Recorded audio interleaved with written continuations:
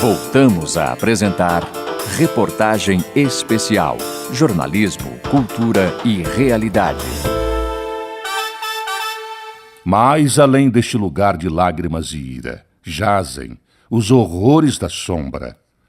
Mas a ameaça dos anos me encontra e me encontrará sem medo.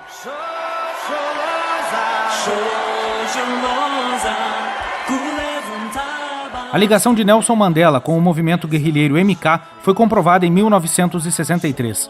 Isso motivou um novo processo na justiça, o julgamento de Rivônia, que levaria Mandela à condenação à prisão perpétua.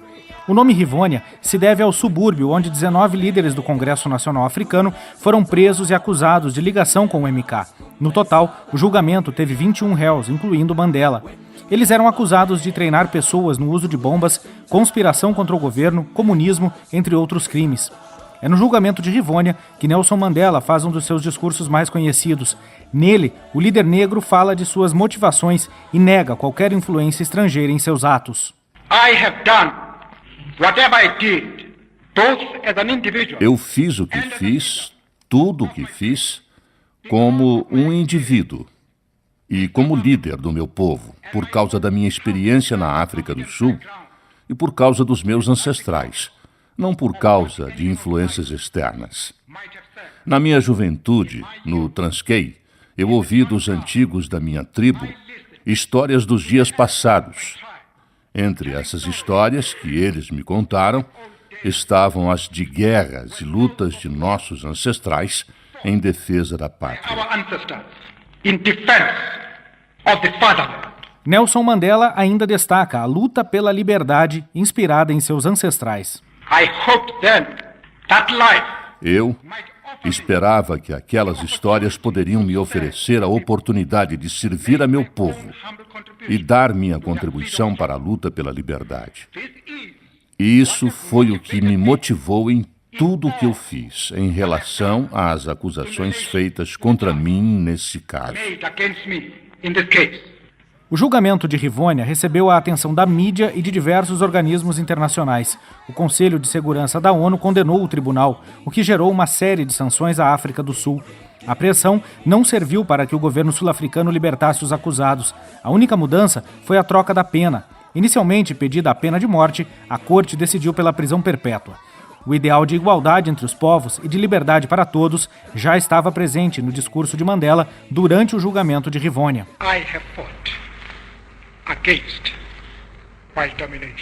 Eu lutei contra a dominação branca.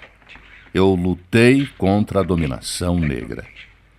Eu carreguei a ideia de uma sociedade pacífica e democrática, onde todas as pessoas viveriam juntas, em harmonia e com oportunidades iguais.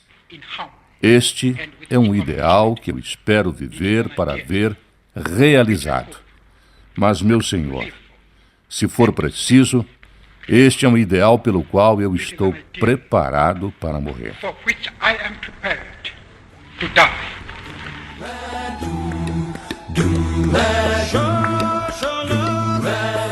Embora um prisioneiro político e por pouco não condenado à morte, Mandela era considerado um preso não perigoso. Por isso, eram permitidas cartas, sempre revistadas pelos guardas, e algumas visitas, jornais ou qualquer informação política totalmente proibidos. O senador Pedro Simão, do PMDB gaúcho, fala do significado da prisão de Nelson Mandela. Tanto a prisão como a liberdade de Nelson Mandela tem um significado maior para a humanidade do que esses fatos em si. A prisão significa a intolerância, a distância do homem do projeto do Criador. A liberdade significa a capacidade de um povo de conquistar coletivamente o seu direito à humanidade. Deve ser sujeito da história e não apenas objeto dessa mesma história.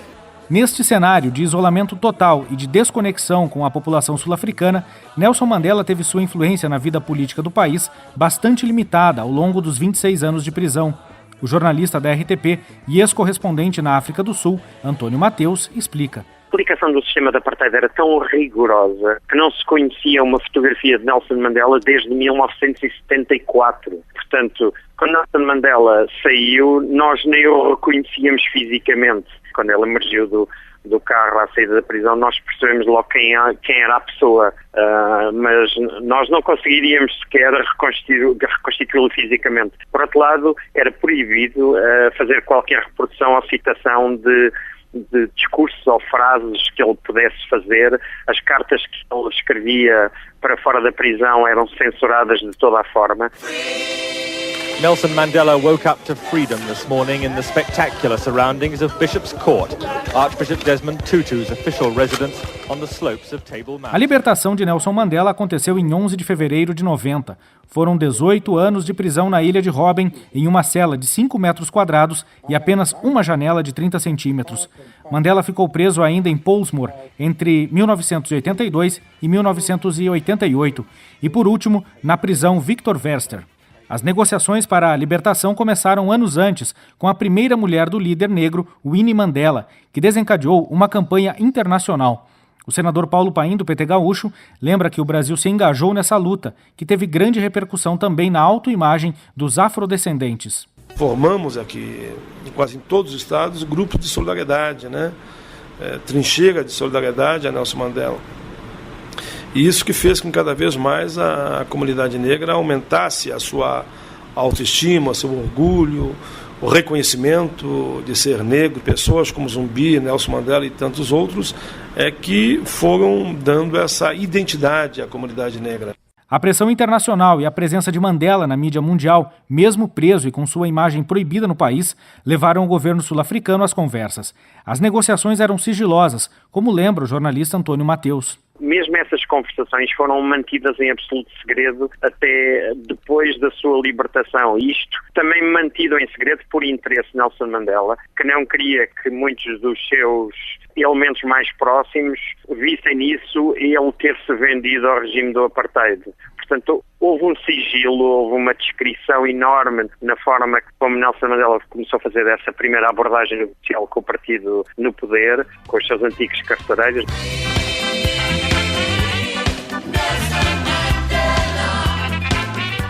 Antes do seu fim, o apartheid tornou-se ainda mais violento, com medidas como censura, prisões e tortura, entre 1985 e 88. Embora algumas leis segregacionistas do regime tivessem sido repelidas em 84. Ainda na presidência de Peter Botha, Mandela já era tido como o principal interlocutor pelos direitos dos negros, mesmo preso há mais de 20 anos. A liberdade veio pelas mãos do presidente Frederic de Klerk. Com a África do Sul isolada no cenário internacional, na abertura do parlamento em fevereiro de 90, de Klerk anuncia que o apartheid havia fracassado.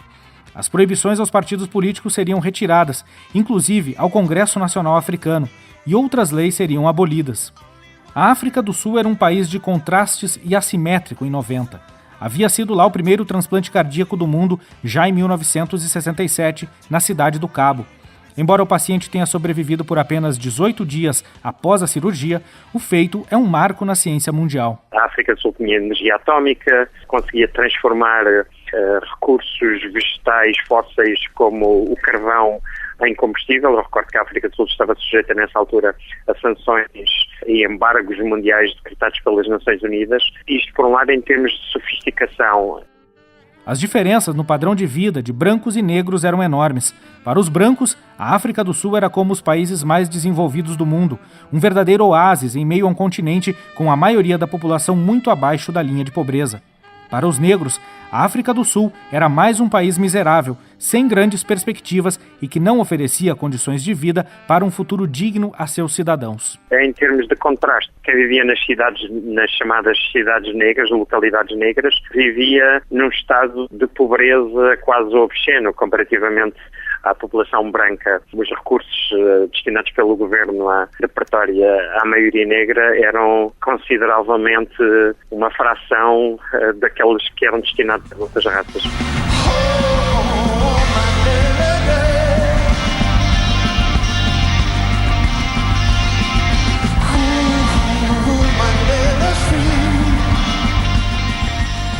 O Mandela, que a África do Sul encontra 26 anos após o julgamento de Rivônia, é um líder disposto à reconciliação, a lutar pela tolerância e pela união do país.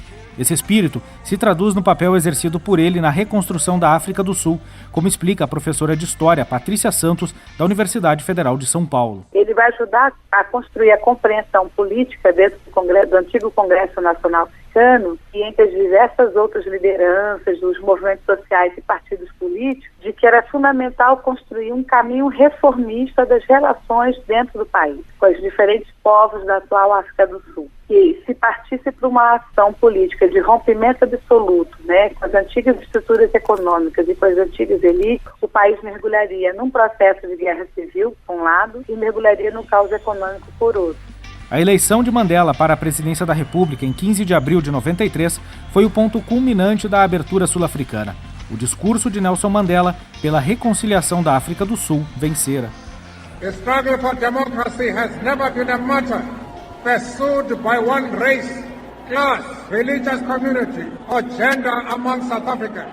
A luta pela democracia nunca foi uma causa perseguida por uma raça, classe, comunidade religiosa ou gênero entre os sul-africanos. Ao honrar todos aqueles que lutaram para ver este dia chegar, nós honramos os melhores filhos e filhas de todo o nosso povo. Colocamos sobre a mesa nossa visão de uma nova ordem constitucional para a África do Sul, não como aquela de conquistadores sobre os conquistados.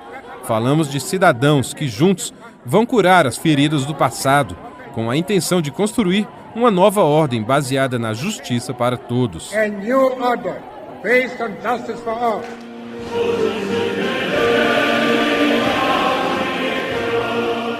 Mandela introduziu mudanças sociais importantes, como os serviços gratuitos de saúde para todas as crianças com até 6 anos, gestantes e mulheres que amamentavam. Ele ainda aumentou os gastos sociais e com educação e implementou a lei de restituição de terras, que possibilitou a devolução daquelas terras retiradas dos negros pela Lei da Terra de 1913, um dos primeiros atos da segregação racial no país. A professora de História Patrícia Santos afirma que Mandela teve um papel importante na conciliação do país pós-apartheid.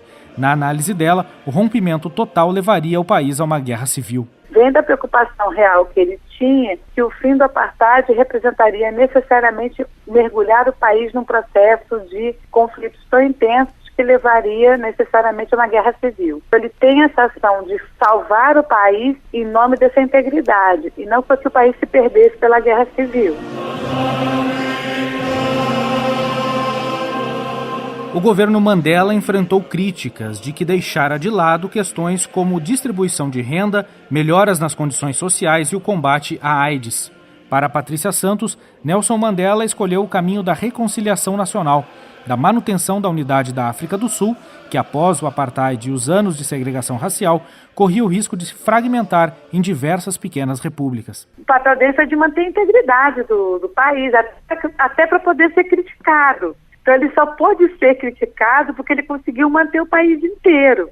Então acho que dentro das escolhas políticas que ele podia fazer, ele falou, prefiro um país íntegro e eu um governante criticado, do que eu ser considerado um governante exemplar e o país mergulhado no banho de sangue. A atuação de Mandela se deu principalmente na garantia da aplicação dos direitos humanos. Os tribunais de conciliação, equivalentes à Comissão da Verdade, comandados pelo bispo Desmond Tutu, foram a forma encontrada por Mandela de rever as atrocidades cometidas pelo regime segregacionista. E eles têm lições para o mundo inteiro. E a primeira dessas lições foi como eles lidaram com os próprios crimes da apartheid. Eles tentaram, ao meu ver, através das comissões da verdade e dos tribunais, fazer uma relação em que há uma anistia, mas aquele que cometeu o crime é apontado como criminoso. E a vítima é reconhecida como vítima. Só que o que se entende é que todos estão num contexto comunitário e que os valores comunitários precisam ser reforçados para manter a integridade do país. Isso é um conceito extremamente difícil e isso torna a África do Sul um país digno de nota.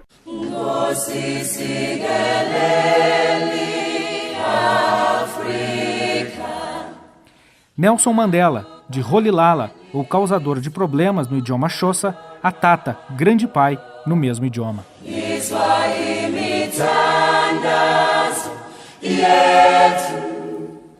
Não importa quão estreito o portão, quão repleta de castigo a sentença. Eu sou o senhor de meu destino. Eu sou o capitão de minha alma. Morena Você acabou de ouvir a reportagem especial Mandela de Rolihlahla Atata. Reportagem e redação Jefferson Dalmoro. Produção Rodrigo Rezende. Locução Ricardo Nakaoka. Locução do poema Invictus de William Ernest Henley, Olívio Calabria. Edição Jorge Cardim e Leila Herédia. Trabalhos técnicos André Menezes. A Rádio Senado tem direção de Ivan Godoy e a Secretaria de Comunicação Social do Senado é dirigida por Davi Emerick.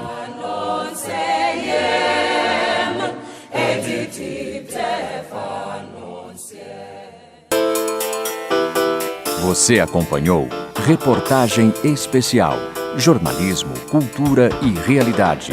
Uma produção Rádio Senado.